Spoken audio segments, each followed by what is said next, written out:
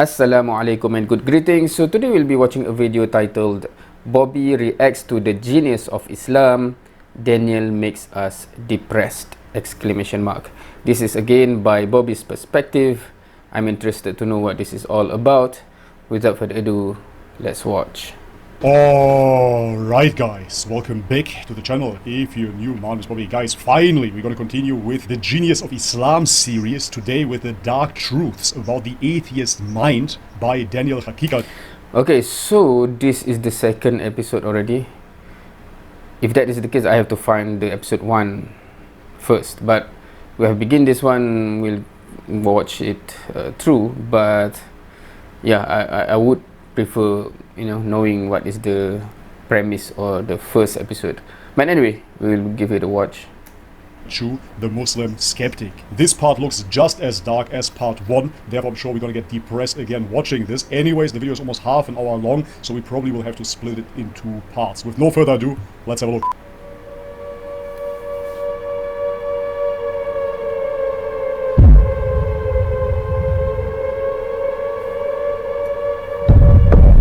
That baseline, man.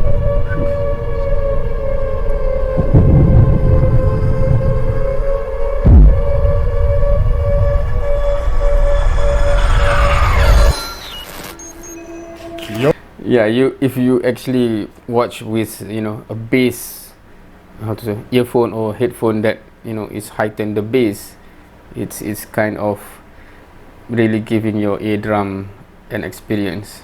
Oh, the editing is Hollywood, bro. Can you take a pill that will kill your soul? In the novel The Giver, Told you people that will take make a us depressed again. government-mandated pill to kill their emotions and desires. The pill also makes them colorblind and interferes with their memory. In the classic sci-fi novel Brave New World, authorities keep the population enslaved through a happiness-inducing pill called Soma. Yeah. Published in 1886, Dr. Jekyll and Mr. Hyde tells the tale of a chemical serum that transforms the mild-mannered Dr. Jekyll into a murderous villain with no conscience and a thirst for blood. In the postmodernist novel Thus Spoke Zarathustra, the main character transcends the limited nature of man to become the Ubermensch, the Overman. He says, "You must be ready to burn yourself in your own flame. How could you rise anew if you have not first become ashes?" According to Nietzsche, the author, the Overman makes himself into his own god by willing himself to become the standard of all value and meaning. Der Übermensch. He declares, coming from an Orthodox Christian background, this actually reminds me of the writings of Saint Justin Popovich in the Orthodox Church and Ecumenism. He writes, European culture is based on men. Men is its program and its goal, its means and its content. Humanism is its chief architect. It is totally constructed on the sophist principle and criterion that men, European men, is the measure of all things, visible and invisible. He is the supreme creator and giver of values. The truth is whatever he proclaims is true. The purpose of life is whatever he proclaims it to be. Good and evil are what he pronounces good and evil. To put it briefly and bluntly, he makes himself God. Have you not noticed how immensely he loves to play God? In science and technology, philosophy and culture, religion and politics, art and fashion. To play God at any price, even by inquisition and papism, by sword and fire, by savagery and cannibalism. In the language of his humanistic positivistic science, he has pronounced that there is no God. Guided by that logic, he confidently concludes that, as there is no God, he is God. European culture has been systematically suppressing in man all that is immortal and eternal, deftly paralyzing his sense of immortality and diminishing his soul until it is reduced to nothing. And this is really what it boils down to, worshipping oneself. And if you look into what we're doing at the moment, it is creating technology. Therefore, this self-worship transmutes into the worship of technology and merges into transhumanism. Worshipping oneself through the abilities to create technology, but at the same time detesting oneself because we are in this animalistic flesh. We have to poop, we have to pee, we have to make children. Ooh, what a chore. Therefore, the best solution would be to burn ourselves and rebuild ourselves from the ashes as cyborgs. God is This dead. is the atheist thought. God is dead, In all of exactly. these works, there's a fine line between cultivating human nature and destroying human nature. Yep. Human nature is an obstacle to be either buried or transformed or transcended, often Exactly. with horrific consequences. But what is human nature? Good question. Humans are born with a heart, a brain, 2 eyes, 2 hands, but we're also born with certain inbuilt emotions, instincts, behaviors, desires, and intuitions. Why do you salivate when looking at a delicious meal? Evolution. Why do you feel cleansed with water? Why are you repulsed by rotting flesh? Why do you want to hug and embrace loved ones? Are these things you learn from your culture? Not at all. These are natural reactions that all humans have. Maybe not all. But beyond You have reactions psychopaths. and feelings, we also have natural intuitions. An intuition is a belief that you don't necessarily know you have, but how is that possible? How can you have beliefs that you are not consciously aware of? Imagine a little girl playing on a swing and a boy roughly pushes her off. What do you think about such an action? We all have a strong intuitive belief that the boy did something wrong. Sure. But where did that intuition come from? Did Some you will have claim strong it's beliefs conditioning. in your mind specifically about little boys pushing little girls off of swings? Probably not. Imagine Because now me as a father, sometimes I see it on the playground, some children really don't see that they did anything wrong. I just saw a boy roughly 6 years old punching a 3-year-old girl in the back of her head. And he didn't think anything of it. He needed to be disciplined by the father of that little girl to start to comprehend that there might have been something wrong with what he did. Probably he was just scared of the consequence and not really of that evil act itself. Therefore, I'm really not convinced that every human being has the same preconceived notion of things being good or bad. looking at a table. On top of the table are many loose objects. Someone comes and violently moves the table. Now, in that thing, in that discussion, right? In Islam, there's the age where we call mumayyiz, right? So below that age, the taklif, meaning that they are not accountable yet, because differentiating between, good and bad, it's not yet a capability of their conscience or of their how to say, of their processing yet. Of course, there are certain people that is never going to be mumayyiz or never going to be mukallaf, right? Because, for example, those who were born with something that do not enable them to process information as normal people do, like how do you know, like mentally they are some deficiency, hence they will not be, how to say, meaning there's no sin upon them when they cannot even process information as normal human, right? So yeah. What do you expect to happen to all the loose objects? We all have a strong intuitive belief that they'll fly off. But where did that intuition come from? Do you have strong beliefs in your mind about how objects on a table behave when the table is moved? You might think that your expectation about the table is based on a lifetime of experiences with gravity. But psychologists have done this experiment with infants. They show infants a table with objects, and then the table is suddenly removed, but the researchers have rigged the objects so they remain stationary, suspended in the air. The infants watching this react non-verbally with surprise and shock. Why? Our Muslim brothers and sisters in Yemen are dying and in desperate need of your help. Worst pandemic. In another experiment, Again, the atheist will say this is evolution because over millennia of years we've been programmed to understand what goes up must come down. they show young children a I'm playing boy devil's advocate stealing here. an apple. Then the boy walks on a bridge that collapses. They ask the children, why did the bridge collapse? And the children overwhelmingly agree that it was because the boy stole the apple. These children come from a variety of religious and non-religious backgrounds, and none of them would even be able to articulate the belief that somehow morality can affect. I have to be skeptical here. Those kids can already speak, so therefore they already been told that stealing is bad. I think if it would be completely intuitive that stealing is bad, we wouldn't even need religious texts that tell us that you shall not steal. Physical events like the collapse of a bridge. Nonetheless, they all share this intuition. It is said that there are no atheists in a foxhole. This is because in the heat of war, the atheist relies on his intuitions that God exists and can help him. So he calls out reflexively. Similarly for the atheist at sea, when the dark storm blows, tall waves batter his ship, and the watery grave beckons, the sailor cries out, "Oh God, save me." That is true. This is not because the atheist sailor consciously believed in God all along but kept it a secret. Rather, the belief in God is a deep human intuition that's not always conscious, but can nonetheless manifest itself in extreme situations. People have hundreds and thousands of unconscious intuitions about everything. But is it true that all people are born with this intuition about the existence of God? Despite the oppressive power I don't of know secularism, if a they're all born surprising with it. 80 to 90% of all human beings on the planet today still believe in God, even if many don't believe in organized religion. Not only that, but people across all developed cultures historically have a virtually identical concept of God. Yes, most religions Really? are polytheistic, but Yeah. except for a minority of small hunter and gatherer tribes, all civilizations, even the polytheistic ones, believed in a singular all-powerful God. Buddhists don't.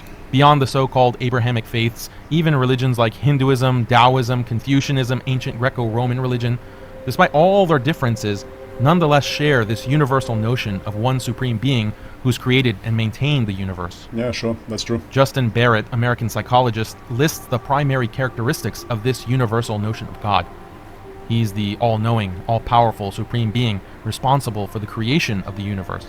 He has a mind, has a will, is immortal. He controls the past, present, and future. He created the universe for a purpose and has set a moral order. He communicates with people and rewards or punishes them. The moral order is something very fascinating to me personally. When you talk to atheists, they will all agree that there are physical laws in place. If you jump off a bridge, you're probably gonna die. If you jump into an ice lake and you're not prepared for it, you're probably gonna suffer from cardiac arrest and you're gonna die yet again. So those are physical laws. But when it comes down to moral laws, atheists do not want to believe in those, even though they see them manifested in this world. For example, on the bus, you're getting up so a grandma can sit down. Evolutionary, there is no advantage to that act whatsoever. So this would be a genuine act out of love, but not evolutionary love, where we are thinking about our own survival, because you're not going to procreate with that grandma. This love is transcendent. Atheists want to deny that reality. But he doesn't have a body and is invisible. How is it possible that so many people from so many different parts of the globe and at different times in history not only independently came to the same conclusion about the existence of God, but also agree on the primary attributes of God? It would be impossible for such alignment to arise purely by chance. The answer is human nature. Humans naturally are born with an intuitive God concept. Belief in God is ingrained in us as a species. It's a part of what makes us human, and this is the consensus in psychology and cognitive science. Paul Bloom, professor at Yale, writes that the concept of a supreme being is natural. Deborah Kellerman, professor of psychology, even goes so far as to say that children are born intuitive theists. What makes the God concept so naturally compelling to the human mind is that it is interconnected with other deep human Ultimately, you emotions. cannot deny that it's natural, because even if you adhere to strict Darwinistic evolution, why would we then come up with religions? Even from that worldview out on, you would have to admit that it is natural for the human being to produce religion. About the world. Causation is one example. From early childhood, we intuitively believe that nothing occurs without reason. Everything has a cause, and causes have their own causes, and so on in a causal chain. Anyone who's talked to children has experienced this firsthand. Your child asks you, why does it rain? You reply, because the clouds release stored water. But why does that happen? Because the sun heats up water that turns it into steam that forms clouds. But why? Unless it's stopped, this questioning from children would continue indefinitely. We're born with this natural intuition to seek out ultimate causal ends. This intuition about causation supports the notion of a supreme being, which is why many religions independently produced cosmological arguments as proof for the existence of God. One ultimate cause is necessary to explain the existence of the universe. Humans also have innate intuitions about order and design. From childhood, we innately believe objects around us are purposefully created. When children in studies are asked about the origins of natural things like plants, animals, mountains, they recognize that these things are not man-made, but were made for a purpose. For example, Absolutely. flowers were made to make the world beautiful.